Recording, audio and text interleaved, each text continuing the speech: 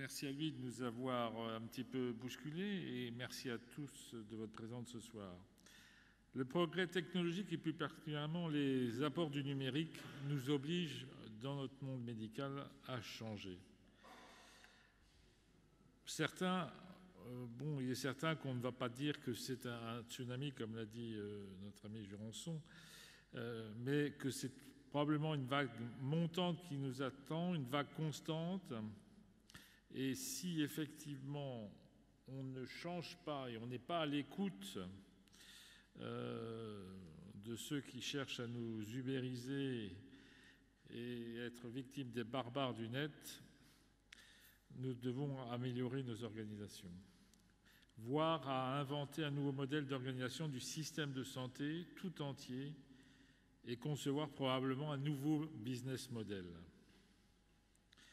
Et si la peur et le déni sont des réactions premières et naturelles face à un tel changement, réjouissons-nous de ce bouleversement car il augure des progrès scientifiques d'une envergure insoupçonnée et qui seront à forte valeur ajoutée pour le patient, la santé publique et l'ensemble des professions de santé existantes et probablement à inventer. Prenons notre destin en main et soyons les acteurs de ce futur qu'il nous appartient d'inventer et de concevons cette nouvelle médecine que je serais tenté d'appeler, à l'instar de M. Jurançon, la médecine 2.0. Dans cette médecine 2.0, on retrouvera des acteurs traditionnels, le médecin généraliste, qui doit conserver sa place, bien évidemment. Il sera humaniste, confident et conseiller, reconnu pour la justesse de son jugement, sa disponibilité et son écoute. Chef d'orchestre de la prise en charge, véritable coordinateur du parcours de santé, intégrateur et facilitateur de la prise en charge des autres professions de santé. Il retrouvera cette vision large et transversale nécessaire à un diagnostic global et utile pour accompagner leurs patients dans son intimité et sa souffrance. Le médecin spécialiste, lui aussi, doit continuer à exister, sollicité pour les cas difficiles, consultant pour accompagner le généraliste dans son diagnostic et sa thérapeutique et dans des parcours de soins à haute spécificité, garant de la performance et des savoirs, de l'enseignement et des recherches, et cela peut-être par rapport à l'extérieur, des hommes qui géreront demain à côté de nous les big data. Alors il ne réalisera peut-être plus d'actes techniques et exercera au sein d'équipes pointues dans leurs domaines respectifs où une organisation sera de type industriel. Pour les actes techniques, cependant, le débat reste ouvert.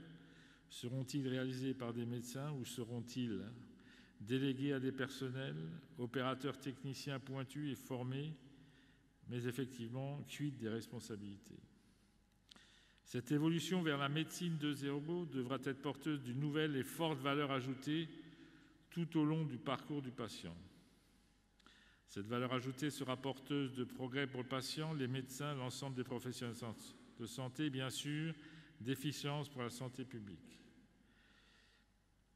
Mais le modèle économique reste à inventer, car en aucun cas, ce changement ne pourra se faire sans l'accompagnement des professionnels de santé et sans une reconnaissance économique des efforts fournis et des progrès accomplis. En effet, sur les 20 dernières années, les évolutions du système de santé, 3 lois nous ont été proposées, plan Juppé, loi HPST, et en ce moment même, la loi de modernisation de la santé, dite loi MST, ont été menées avec dirigisme par les seuls politiques et donc sans les médecins. Or, dans le contexte que nous venons d'évoquer, il est indispensable d'intégrer à la révolution qui nous attend les acteurs pivots et garants de la performance du système que sont les médecins libéraux. Eux seuls, par leur culture et leur ADN empreints d'humanisme, de générosité, de disponibilité, de performance, de créativité et de capacité d'ingénierie, sont capables d'apporter des réponses organisationnelles performantes à la hauteur des attentes de l'acteur central qu'est le patient. C'est pour cela que la prise en main de notre destin tous passe par votre participation active aux élections du 12 octobre 2015 qui se feront dans la profession.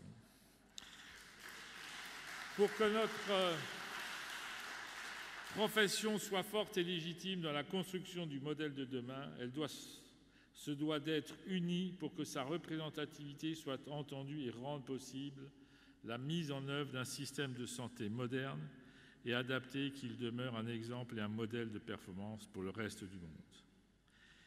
Mais au-delà de toutes ces réflexions, acharnons-nous à rester médecins et libéraux et à nous laisser guider par les valeurs qui nous ont poussés dans notre vocation. Merci pour votre attention.